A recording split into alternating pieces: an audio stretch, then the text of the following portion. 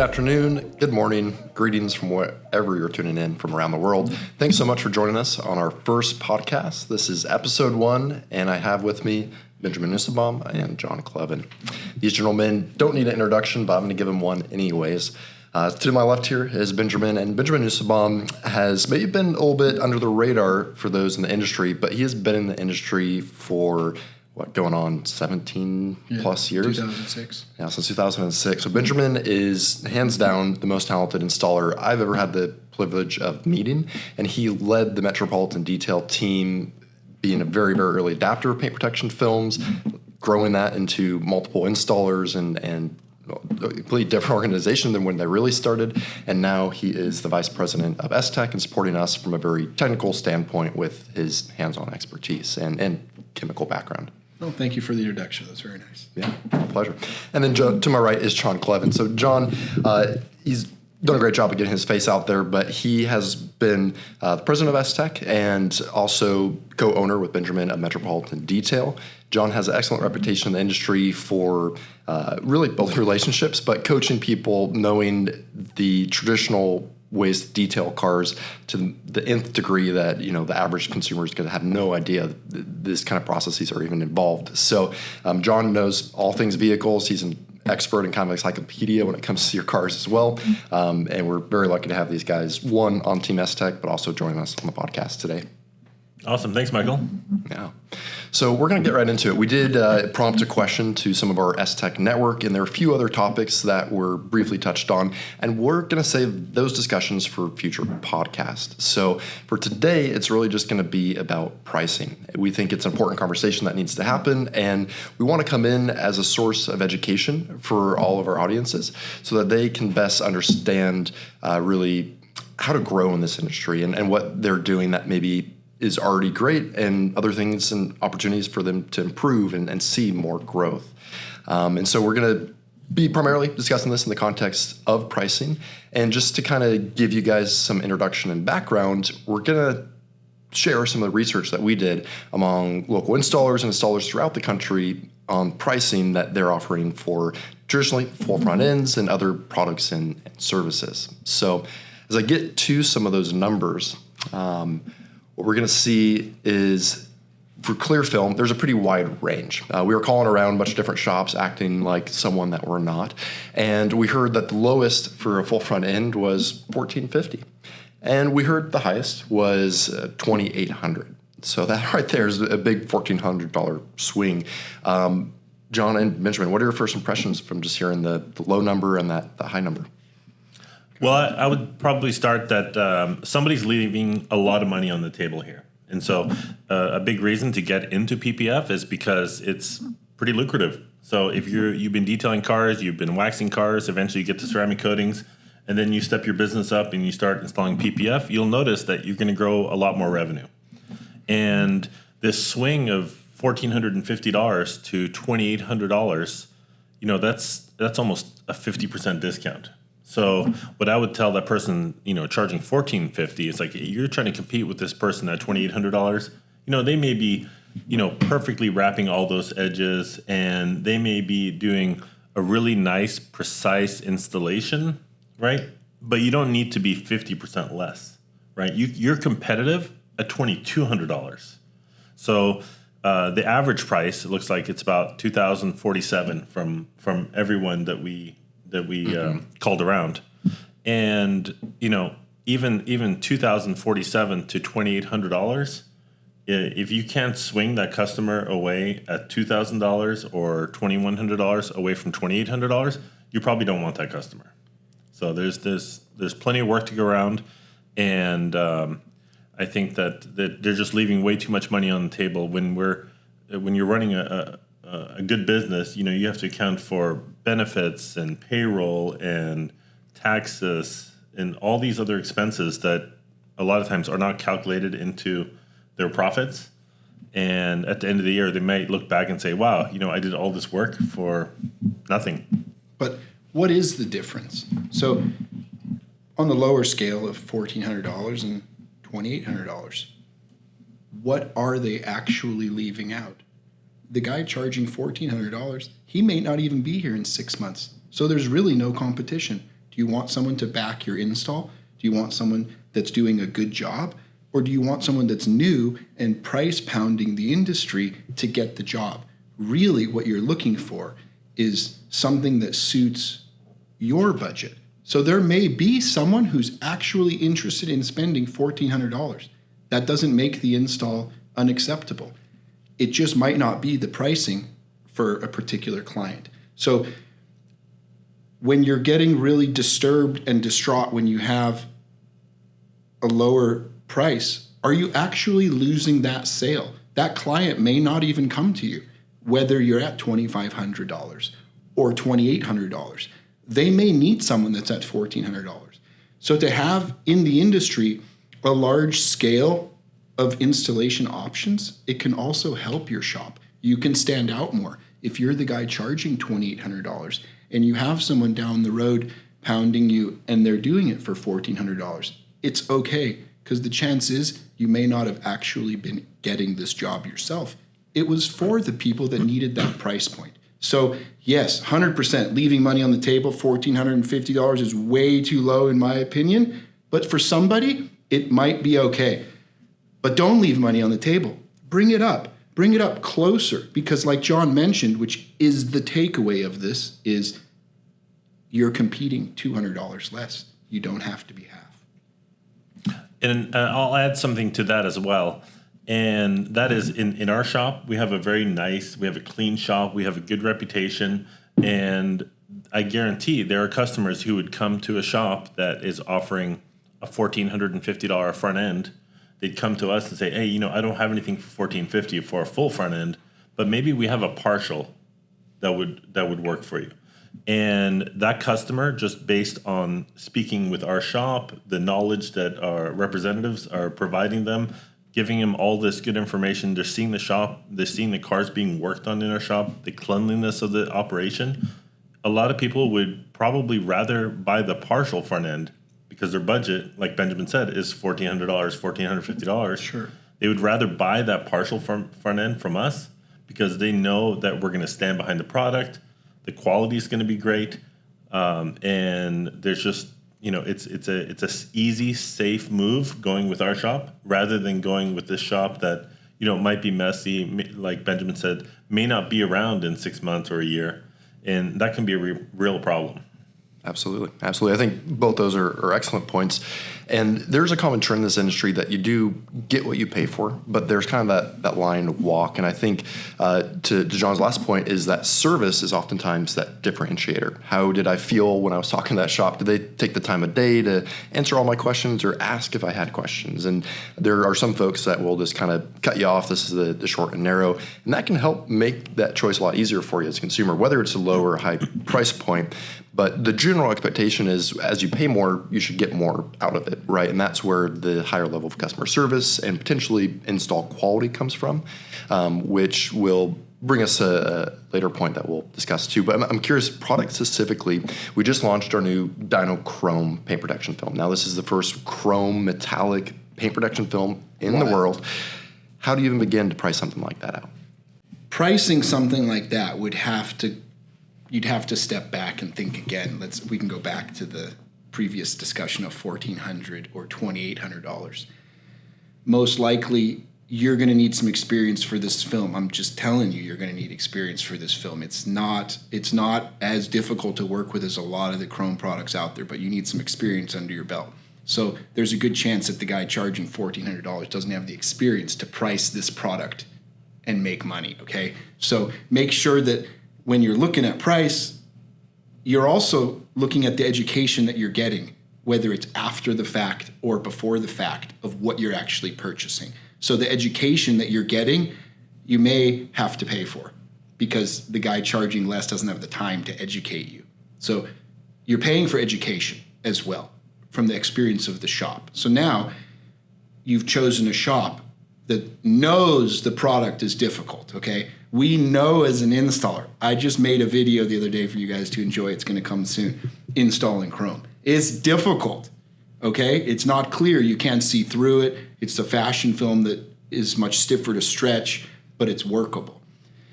So take into consideration this, okay? When you're pricing this, you need to account for mistakes in time, not just material, but mistakes in time, because it's going to take more time to wrap this. The product itself is more expensive.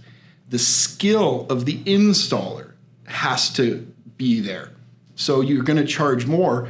If you're not the owner doing the install, you're going to pay more for that particular employee that's doing this project. He also is a very good chance he's going to need a helper, okay?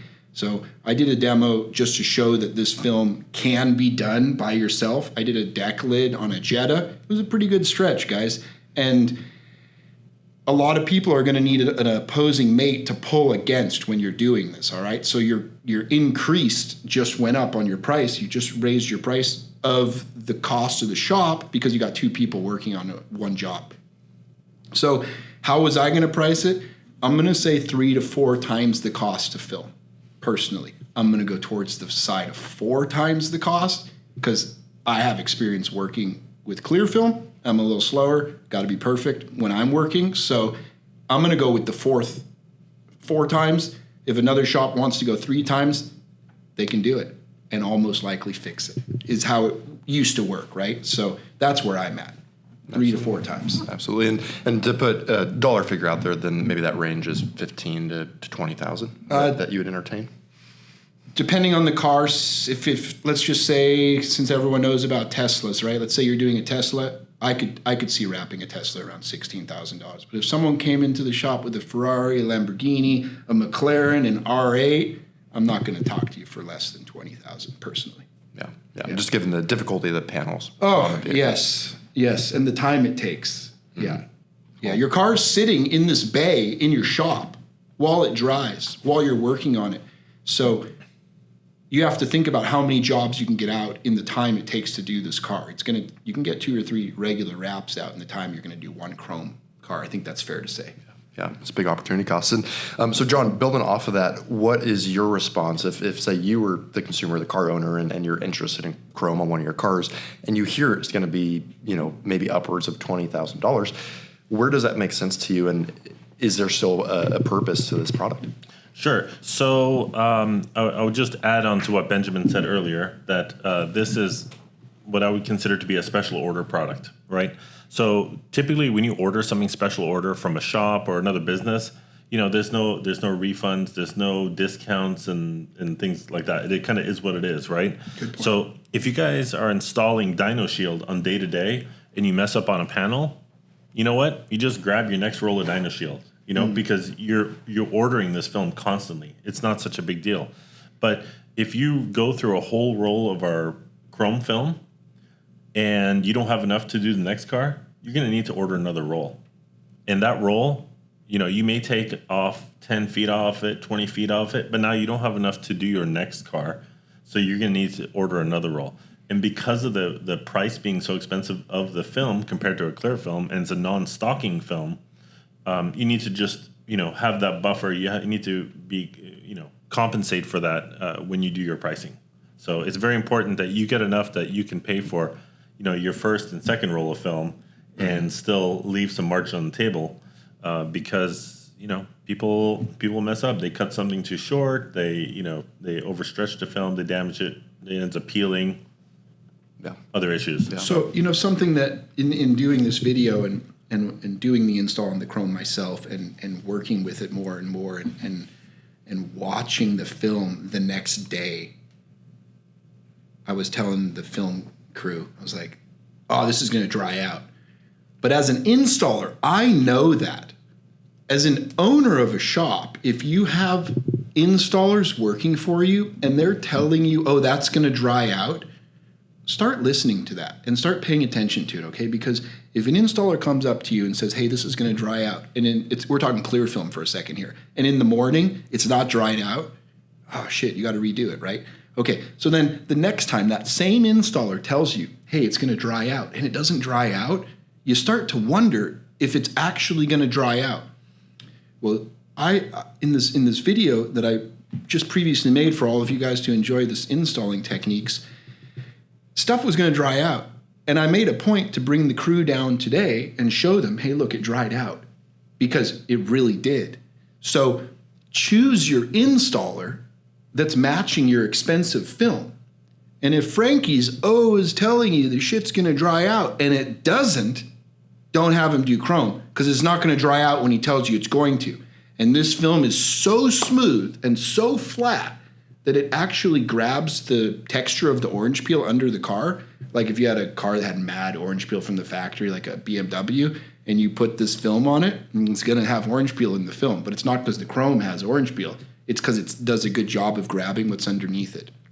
So you're working on pricing this. You're like, okay, how am I going to price this? Well, also work on choosing your installer so that your price makes you money.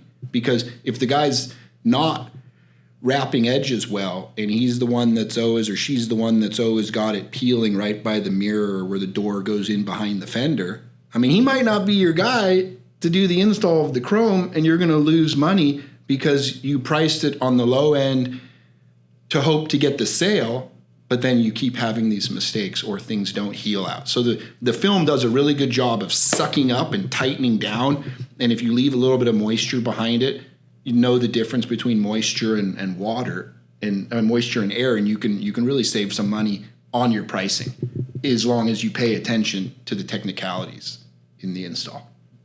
Absolutely. I think it's a very involved process, so you have to be as successful as possible, keep in mind all those considerations. Yeah. And take your time. Yeah. It's a take your time kind of product. It's not something that you just throw on the car. It's not a sticker. Yeah. Right? Yeah. Very, very complicated sticker. Yep. Now, branching off this a little bit, we saw what was on the low end and the high end of the price range.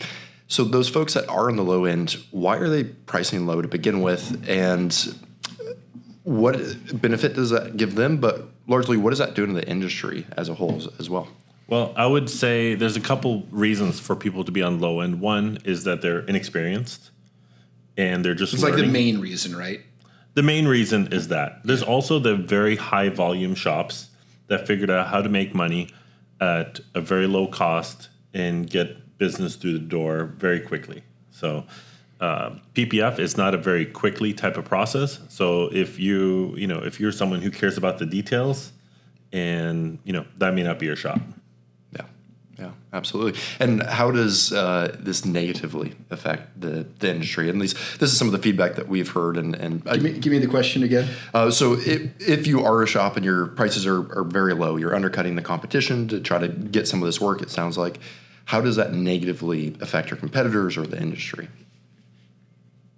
Man, it affects the industry negative because you're putting a false representation of, you're basically devaluing the product, okay? So if you get a guy out here that's charging $1,000 for a partial and the going rate's $1,500 in most shops, they're devaluing the product. They're making the product that's paint protection film, it doesn't matter what brand it is, worth less. And they don't understand why. All they're doing is trying to poke the client to come to them to have less expensive.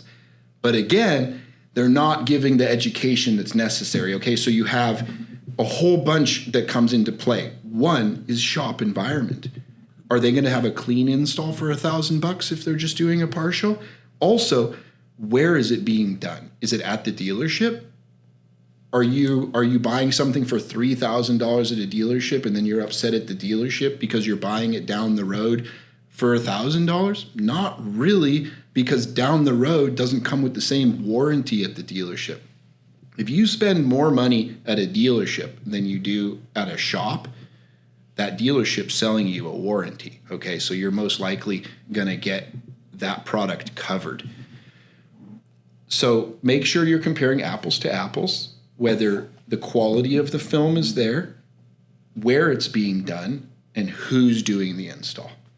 But negatively in the industry is really just devaluing the product and making it hard for yourself once you become educated and versed in the industry. It's going to be hard for yourself to raise the price because you've kind of put yourself as that lower tiered shop. Yeah, absolutely. I think the other implication of saying low is you don't have that safety buffer. In the case of chrome, where it's really challenging film, you have to charge more so that you have that working window. If you have to redo something, you have the buffer so that doesn't get you into the red with just a little bit of redo.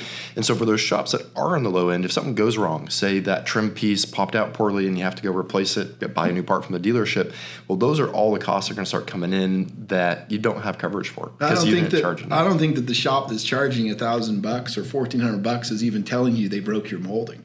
Yeah, realistically. Right? They're not paying for it. It's not an expense for them.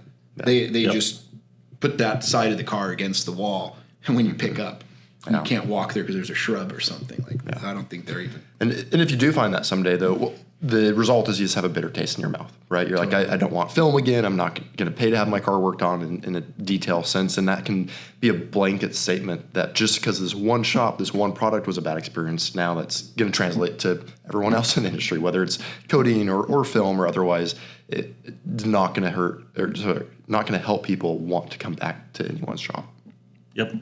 So okay, what if you are on the low end and you're undercutting? What can you do to counter that? How do you start raising your prices? Is it as easy as just asking for more money? Yes. It is. It is, 100%. Yeah. You should go on that.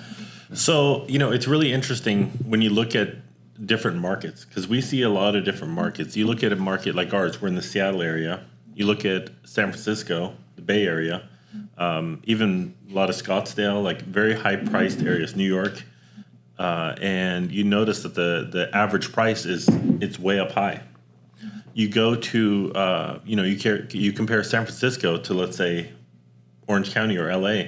These are both areas that have a tremendous amount of wealth, lots of supercars and sports cars driving around, and yet the pricing in Orange County or LA is very, very low compared to what it is in the Bay Area.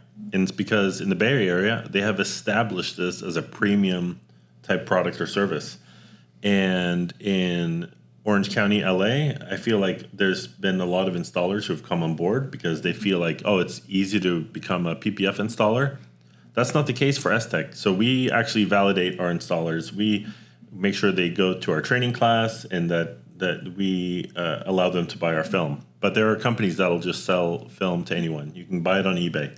Right? We actually educate in the training class on how to sell and price in your area as well. So. Yeah, and that's incredibly valuable, to know how you need to price. But if you set the expectation from the beginning that you are a low priced, and the area kind of will follow. So in our area, Metropolitan Detail, we've always had a higher price, and I feel like having it higher like that has kept the whole area a little bit up, because people realize that they don't need to be, again, $1,400 cheaper to be able to get the job.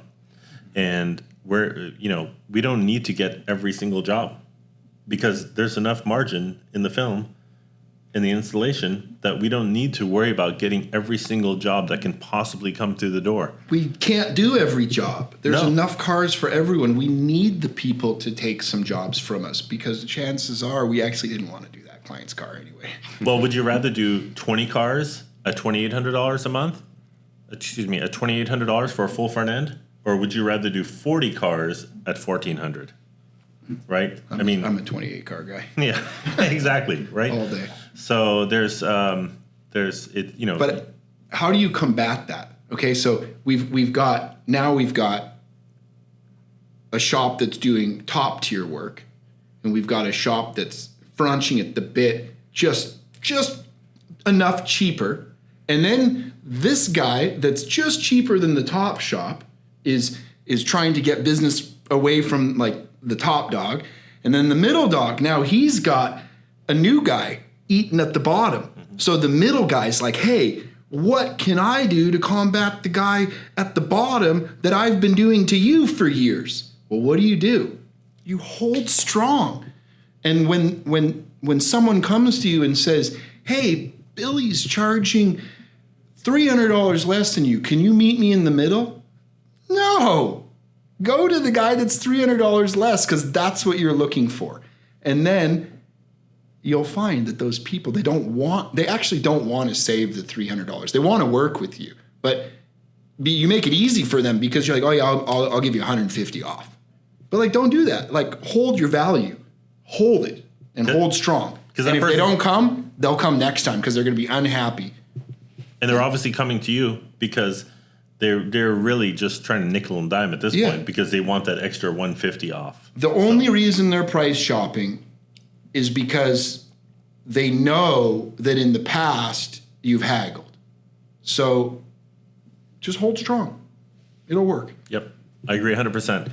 Now, if you want to change your market in your area, one thing that I highly recommend is have a dinner with some of the installers in the area. So if there's 8 or 10 shops in your area and you feel like the margin is from like our survey 14 to 2,800, get all those people together, take them out to dinner and talk about it, because they will let you know kind of where they're at in their business, where they want to be, but they all would like to have higher prices. But there's no reason for, such a wide variance, So you guys can all come together and say, hey, let's try to keep our pricing to a standard-ish. And I think that works really well. Yeah, absolutely. And I think that is a great opportunity to build relationships because, to Benjamin's point earlier, there is enough to go around. Realistically, there's more cars on the road than any one of us can help. And so we need help ourselves. And being open to growing that network in the most positive light possible, encouraging your competition to grow, is only going to encourage your growth. And just kind of wrap everything together, we did talk about how the shop looks and feels when you walk in, what that service is like, and do you get that education or not? And I think those are all really good things to work towards if you are in the low end. Well, clean up your shop, work really hard, make it a routine to clean it up every day after you're done. And as you go and prepare for customer service or you're training some staff, try to find those people that are going to have the ability to give that, red carpet, white glove experience. And those things over time will help you start to get more yeses when you ask for the more money. And I would add to that. Yeah, please do. So when you talk about this transformation of a shop and like clean your shop up and then raise your price a little bit, like, yes, but don't do something that's not natural to yourself because you won't maintain it. Just like all these people go on these superstar diets and then they gain back 40 pounds, right? Because they didn't do a lifestyle change. So if you're trying to raise your price and you're trying to change the attitude of your shop, don't go through on a weekend and like clean your whole shop and put everything away and have your staff come in the morning and be like, hey guys, this is how the shop is now. Because no one's going to do it because that's not how your shop is, right? That's just like a vision that you had that someone else was doing. Instead, start putting your compounds away or start taking the trash out twice a day and introduce that to your employees and train your company to raise themselves versus a transformation overnight, because it's just not going to happen, guys. You're trying to do something that is another shop's method. It ain't going to work. Transform your shop slowly, one thing at a time, see what works. If that doesn't work, start something else. Eventually, you're going to take the trash out twice a day because it's full, because you're really busy, because you made some changes. So don't try to do what other people are doing because it's not going to work. People have tried to do.